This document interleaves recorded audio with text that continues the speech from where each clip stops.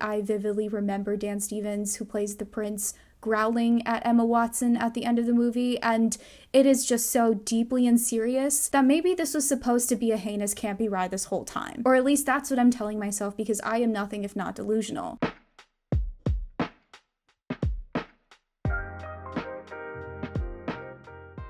Hi, welcome back to my channel. I know it's been a while. I wish I had an actually interesting reason why I've been away for 4 months, but I don't. Truthfully, I've been so burnt out beyond belief because my job is sucking the life out of me. If any of you have any genuine burnout tips, please help a sister out. Your girl needs all the help she can get, as well as a sabbatical. I'm gonna try to get back into posting, but I'm also gonna be realistic and take it easy, but just know that I have no plans to abandon this channel. So evidently, I've been thinking about Disney live action adaptations recently with Snow White in March and now Lilo and Stitch. So I felt the need to rank every single live action Disney remake adaptation that I've seen, which is pretty much all of them except for maybe like 3 of them. And just a disclaimer, I am ranking them because I generally do not view them favorably. There is not a single Disney remake live adaptation that I've seen and gone, yeah, I love that movie. Personally, I think the term live action remake is too generous nowadays for Disney's modern reimaginings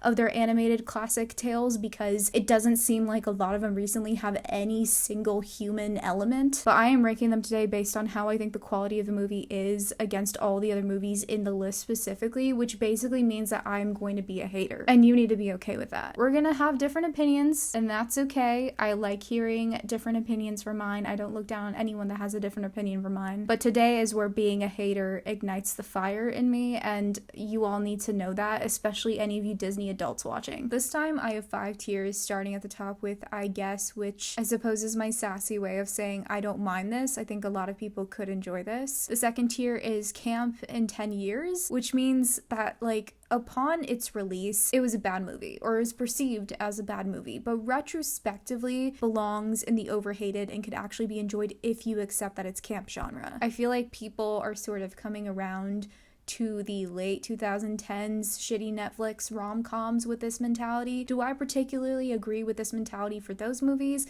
That's a separate question. The last 3 tiers are all the bad films, but the third one specifically is for the really bad films I think are actually overhated in comparison to other adaptations that I think are genuinely worse and didn't get the same amount of hate. The 4th tier is for the ones that are so bad that people forgot about them, or that no one really watched them and they're bad. The last tier specifically is a different degree of bad. It is a personal attack on my piece. And I have this list out in chronological order, starting with Alice in Wonderland in 2010, directed by Tim Burton. If you ignore how the film looks aesthetically, it could be a fun acid trip. You know, like when they drank Anne Hathaway spit, the Mad Hatter dance sequence. You know, it was never that serious. It was never that serious. And I think, you know, give it some time and this corny CGI ass movie is going to see the tides turn. I just feel it in my bones, so I think it belongs in the second tier. Second is The Sorcerer's Apprentice, which also came out in 2010. It's loosely based on the Sorcerer's Apprentice segment from Walt Disney's 1940 animated film Fantasia, so it's classified as a remake adaptation in a very loose sense. And I need you to hear me out for a second, because this movie is basically just Nicolas Cage having fun as an ancient sorcerer who's very frustrated with his clueless college-age apprentice, and I think that's beautiful. And Alfred Molina, Dr. Octopus, is an evil wizard set out to destroy the world, and he's such a cunty diva. This movie, if you let it, is life-changing, and you're not going to hear me say that about any other movie in this video. And I don't think any of you guys are ready for that conversation, but this actually maybe hot take goes at the top. Next is Maleficent, which came out in 2014, and I've actually never seen this movie. I'm just gonna rate it high for Angelina Jolie's cheekbones. I'm kidding. I'm gonna put it in the second tier for that reason. It just strays so far from the source material that I feel like it's not even really a remake adaptation. It just feels like its own f***ass thing, and it's pretty bad. But I do feel like in comparison to the others, I think it's one that you can still try to have fun with. Next is Cinderella, which came out in 2015, and this adaptation is actually not that bad. I feel like this adaptation works better than others because it doesn't try too hard to reinvent the magic of the 1950s version. It just does a classic retelling with like a reasonable amount of changes, and I know people love the iconic blue dress in it. The casting was also pretty solid all around. Lily James and Richard Madden have great chemistry, and Mother Kate Blanchett as a stepmother was just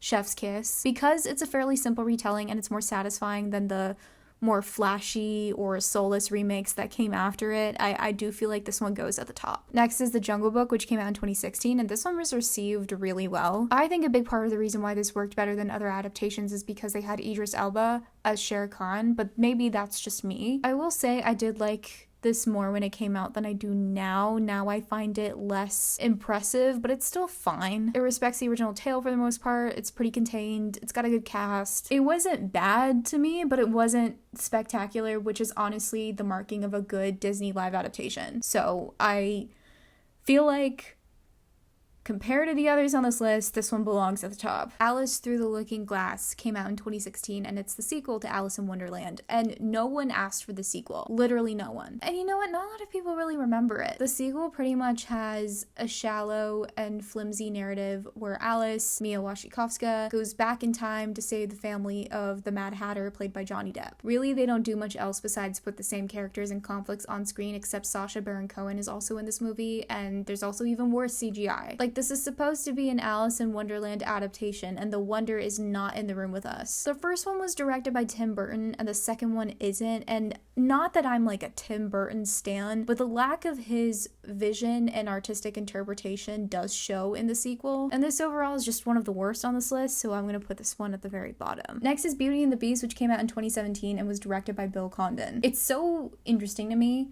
to see what kinds of movies directors choose and like how different their projects are, because I just think it's so funny that he directed the Breaking Dawn movies and he directed Beauty and the Beast. Isn't Beauty and the Beast one of Belle's favorite movies? I mean, I do have a lot of criticisms of this movie, like the fact that Belle is an innovator, you know, an entrepreneur, essentially creating the washing machine in this universe is a fine addition, but they don't really do much with it besides be like, hey, look how smart she is, which is something we already know about her. And I love Emma Watson, but I feel like if they were going to use as much autotune as they did for her voice, they should have just pulled a High School Musical 1 and had someone else sing for her. That being said though, looking back on it, I vividly remember Dan Stevens, who plays the prince, growling at Emma Watson at the end of the movie, and it is just so deeply and serious that maybe this was supposed to be a heinous campy ride this whole time. Or at least that's what I'm telling myself, because I am nothing if not delusional. So I mean, I guess I'm gonna put this in the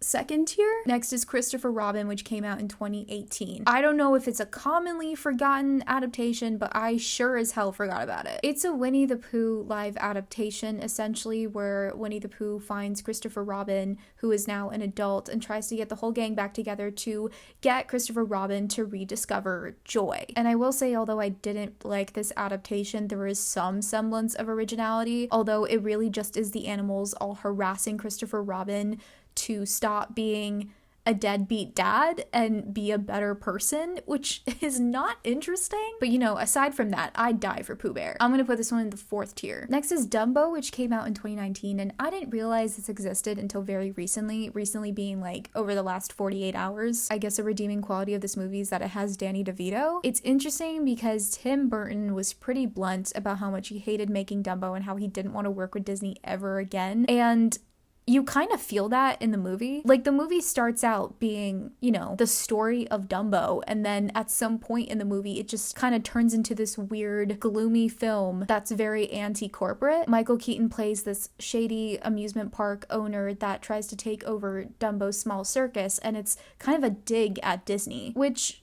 I suppose in a strange way actually makes it a little more interesting than the other adaptations, but I don't know, it's not good. It feels very all over the place and weird for that reason. I feel like it was this close to never being released. No one really talks about it, so I'm gonna put it in the fourth tier. Next is Aladdin, which came out in 2019, and I have pretty mixed feelings about the live action adaptation for Aladdin. I think Mina Massoud and Naomi Scott were pretty decent casts for Aladdin and Jasmine. I like their version of A Whole New World. I think it's a shame that Mina Massoud hasn't been given much opportunity outside of this role to really show us his acting chops. Like, I know he said in a recent interview that as an Egyptian actor, there are like no roles for him, and how after being in a blockbuster movie like this, you would think that there would be more doors open to you, that you would be able to at least audition for more things, and that really hasn't happened for him. I think it's hard to have Will Smith try to live up to the legacy of Robin Williams, but also CGI enhanced Will Smith?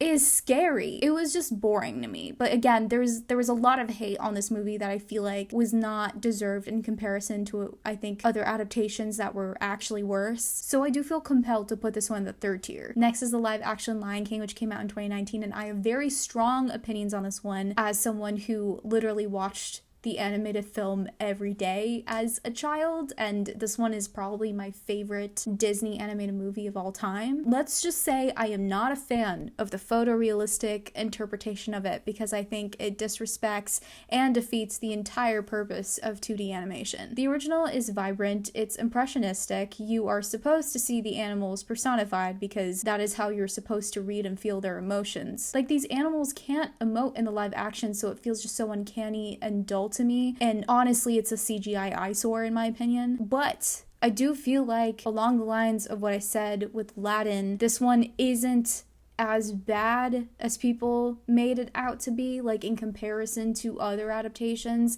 because I do think the drawbacks of the artistic medium aside, it wasn't terrible. And I think the soundtrack and most of the casting was really good. And Beyonce, you know I love Queen Bee.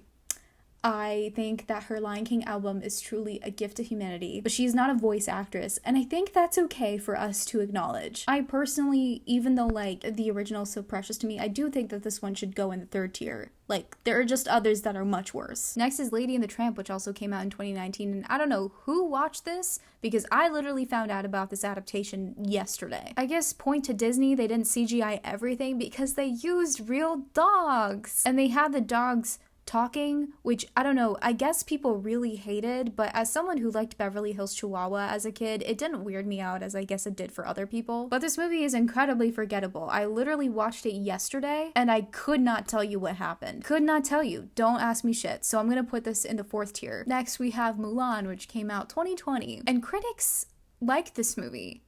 I don't. I have like a whole list. They got rid of Mushu and Cricket. There were no songs, including Reflection, which is such a significant song. There's no humor, no Li Shang, no grandmother, a completely new villain. It seems more like a superhero film than it does a Disney princess film, which is weird because they seem to have girl bossified Mulan, and she was already a girl boss before, so they didn't need to do all that. Or I guess it doesn't make sense to me why they did all of that. I kid you not, I'm pretty sure they made over 30 significant changes from the original, and I'm not saying that they can't make any changes at all. I'm saying that they should, for the most part, work, and most of them don't work. And overall, the movie is so bland, lacking anything that made the original good. So this one absolutely deserves to go at the bottom, and to no one's surprise, by the way, this one was written by 4 white people. Cruella followed Mulan and came out in 2021, and I don't think Cruella is a well-executed movie either. I think it's very messy, tonally and narratively. Like, they try to give Cruella a tragic backstory about her mom being murdered by a Dalmatian. And I know it's been years since I've watched the original, but I don't think that happened. So they try to make Cruella this misunderstood, wounded person. And this may sound insane, but I actually think I'm gonna put this pretty high because I really like the costume design in this movie, and I think Emma Thompson and Emma Stone slay. Also, you can't convince me that Cruella isn't a gay icon. Yeah, we're gonna put this one under the second tier. Next is Pinocchio, which came out in 2022, and I was so damn confused at first because I swore that it was directed by Guillermo del Toro, and then I realized that there were 2 Pinocchios that came out in 2022. There was the Guillermo del Toro one, and then there was the Disney one, and y'all, they're so different. Like, I don't know what this is. Tom Hanks is just surrounded by CGI this whole time, and I know people really dunked on Tom Hanks for his performance, but I imagine it's really hard to act when you're not acting with a live person the entire time. It just felt like there's no point. They didn't try to modernize the themes in any meaningful way. They didn't try to offer a new perspective on the story, and at least you can say that Disney attempts to do that with some other adaptations like Aladdin. They don't do it well, but they at least try. And especially considering there's a whole other Pinocchio movie that came out that year, it just begs the question, why was it made? Like, this is truly one of like the worst and most pointless ones, so I'm gonna put it at the bottom. Next is The Little Mermaid, which came out in 2023, and as much as people gave themselves fucking wedgies because they couldn't handle a black woman as Ariel, not me though. Halle Bailey was actually the only good part of this film. I wanted to give this movie 2 stars for Sebastian the Crab because what the hell is that? But I ended up rating this movie more generously because of Halle Bailey. A little comparison to Beauty and the Beast for a second over here. This is what happens when you cast a genuine singer for a role that requires a lot of singing. They shine through. Everything else in the movie was pretty bland though. Like the guy who played Eric, I don't think his character really had any depth at all despite their efforts to make him more interesting. I also didn't need that rap number because yes, there is a rap number by Aquafina in this movie. Like I said about Sebastian the Crab, the animals were creepy. But all things considered, this isn't the worst adaptation. Like I truly do think it's overhated because of the racist trolls. It's not good, but it really isn't as bad as people made it out to be, so I'm gonna put this one in the third tier. Next is Mufasa the Lion King, which came out very recently this past winter, and I would not have known about this movie at all if it weren't for my brother, who took one for the team and watched this movie and then reported every single detail about it to me so that I could judge it for science. And while it's called Mufasa, it really is more like Scar's villain origin story because Mufasa wasn't originally part of his pride. He actually was part of a different pride that died. Scar, or Taka, took him in, and then Mufasa ended up becoming king. Scar ended up being banished from his own pride, and Mufasa got the girl. So my guy got robbed of everything and then became a fascist leader of hyenas. Great! But the question is, do any of us care? No. Like, if this movie was gonna be about how Mufasa became king, why couldn't it have been more meaningful, you know? And the story is told by Rafiki to Kiara, which is an artistic choice that I feel like doesn't have a lot of meaning. So, like, if the first one went in the third tier, I feel like this one should go at the very bottom. Second to last is Snow White, which came out this year, and this is for all you children that are hating on Rachel Zegler for no good reason. She's the only good part of this movie. It's the fact that they didn't cast little people, they CGI'd them all in. The songs are mediocre, the film looks dull, and it has Gal Gadot. Every person that watched this movie is a survivor of Gal Gadot, and I firmly believe that. But watching her at the same time is inspiring because it reminds you that even though there are a lot of doors that you need to open in order to become an actor in the industry, anyone can do the job. I'm putting this in the overhated category simply because too many people hate it for the wrong reasons. Like, I genuinely do think more people need to get a hobby and leave Rachel Zegler alone, so that's why I want to put it there. Now for the real reason why I made this video, Lilo and Stitch just came out and I want to talk my shit. They did not respectfully cast this film, but you know what? Disney throwing out DEI is not surprising. They changed the villain in this movie. Like, Jumbo was not the villain in the original, and then the actual villain from the original is just not in this movie at all. Nani is a neglectful sister who loses Lilo to child services so she can go to college because Ohana does not mean family, and family actually does get left behind. No spaceship fight scene, no Stitch adoption. What the hell? So many critics who I feel like have no attachment to the original, have never seen the original, say that this is one of the better live action remakes that Disney has made, and I disagree. Every part of the story and the characters in this version seems to be worse. I'm putting this one at the bottom, but I feel like so many people keep falling into this trap of thinking that simply changing things from the original film makes it better, which shows how low the bar has gotten, because now we're praising the bare minimum even when it's done terribly. And I know some of you may be thinking, if you don't like these movies, don't watch them. And you're right. I've made this video, I've ranked them all, I have said my opinions, I have made my peace, and I am never watching one of these live action adaptations ever again. Thank you. That's the final ranking of every live action Disney adaptation that I've ever watched. Thank you so much for watching if you've made it this far. I will see you in the next video.